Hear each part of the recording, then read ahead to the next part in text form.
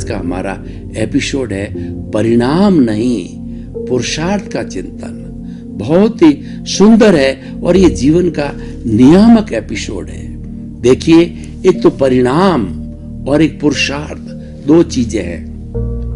मैं आपको उदाहरण के तौर पर बताना चाहता हूं कि हम परीक्षा में पेपर देने के लिए बैठते हैं। 3 घंटे का समय होता है और 10 प्रश्न होते हैं। तो पहले हमने 2.5 घंटे के अंदर सारे प्रश्न को सॉल्व कर दिया।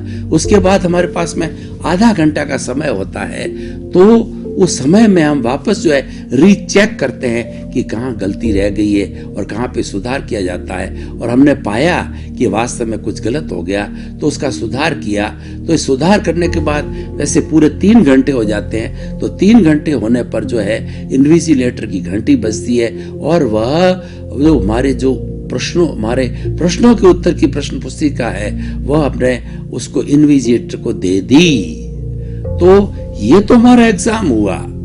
अब देखिए, अब उसका रिजल्ट जो आता है वो क्या आता है, वो हमने कार्य किया उसके अनुरूप आता है। तो मैं इसको दूसरे जीवन के रूप में जोड़ता हूं कि हमारी जो पास्ट लाइफ है, मान लीजिए पास्ट लाइफ वो प्रश्न पेपर के समान है कि पास्ट लाइफ के अंदर हमने जो क्या क्या कार्य किए हैं, अच्छे कार्य किए हैं या बुरे कार्य किए हैं, वो सारा जो है प्रश्न पेपर बना करके उसका उत्तर बना करके इन्विजिलेटर को दे दिया।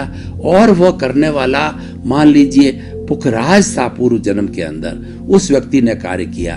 तो अब क्या होता है कि वो जितने जितने उसने प्रश्न पेपर तय किए, यानी जितने जितने भाव उसने जीवन भर डाला, मान लो 50 साल जिया तो 50 साल के अंदर जैसे जैसे भाव इकट्ठे किए, जैसे जैसे कॉजेज डाले, वो एक रूपक के रूप में उस प्रश्न पत्र के जवाब के रूप में इकट्ठे हो गए।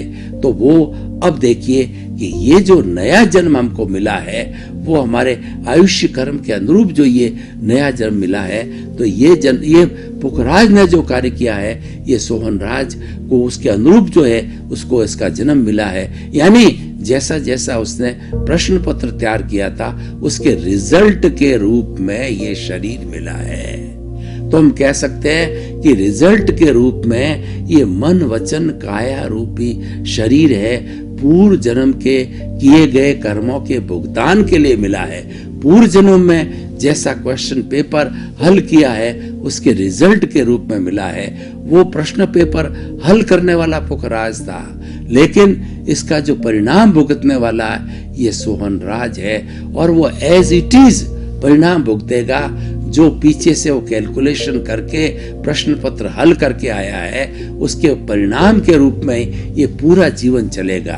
तो हम क्या कहना चाहते हैं कि ये जो जीवन हम जितना जीते हैं, 60 वर्ष 70 वर्ष 80 वर्ष, ये हमारा जो पूर्व जन्म के अंदर जो हमने जो जैसे जैसे कॉजेज डाले हैं उसी के अनुरूप जो है ये हमारा कर्म फल बना है, कर्म शरीर बना है। और उसके अनुरूप जो है जैसा जैसा उदय होगा उसी प्रारब्ध भाव के अनुरूप जो है ये हमें वैसा परिणाम देता रहेगा।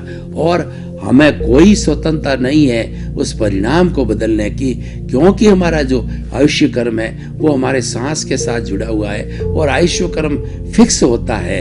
तो हमारा जब आयुष्य कर्म फिक्स है तो आयुष्य का संबंध सांस के है, तो हमें एक भी अतिरिक्त सांस देने की हमको कोई स्वतंत्रता नहीं है।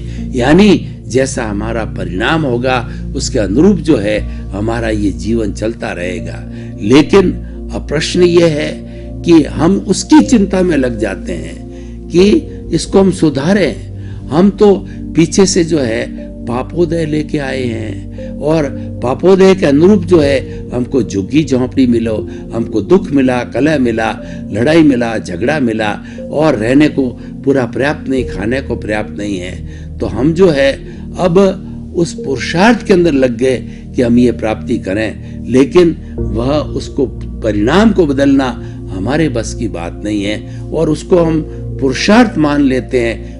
दूसरा उदाहरण दीजिए कि कोई भी व्यक्ति जो है वह अच्छा पुण्य कमा के आया, उसको घर, अच्छा परिवार, धन संपत्ति सब कुछ मिली है और लेकिन उसके जीवन के अंदर जैसे भारत का प्रधानमंत्री बनना उसके जीवन में नहीं लिखा है, लेकिन उसके पास में सारी व्यवस्था है, सारा साधन है, और वो चुनाव भी लड़ता है, एमपी का जीत भी जाता है, और फिर कोशिश करता है कि मुझे जो है मैं तो प्रधानमंत्री बन जाऊं। जब उसके बनने का उसके अंदर योग कहिए या परिणाम के अंदर या जो पीछे से लेकर आया उसके अंदर उसका कोई जो है ही नहीं बनने का, तो वह परिणाम को बदलना चाहता है। परिणाम कुछ है, परिणाम को एक्सेप्ट करना चाहिए, बदलने के अंदर अपना जो है समय नहीं लगाना चाहिए। यानी जो कुछ भी हमारे जीवन के अंदर घटित हो रहा है उसमें दुखी होने की आवश्यकता नहीं है, क्योंकि ये किसका किया हुआ है? ये स्वयं मेरा ही किया हुआ। पुखराज ने किया था और सोहनराज भुगत रहा है, लेकिन करने वाले में प्रेजेंस भी आत्मा की थी, भुगताने में प्रेजेंस आत्मा की होगी।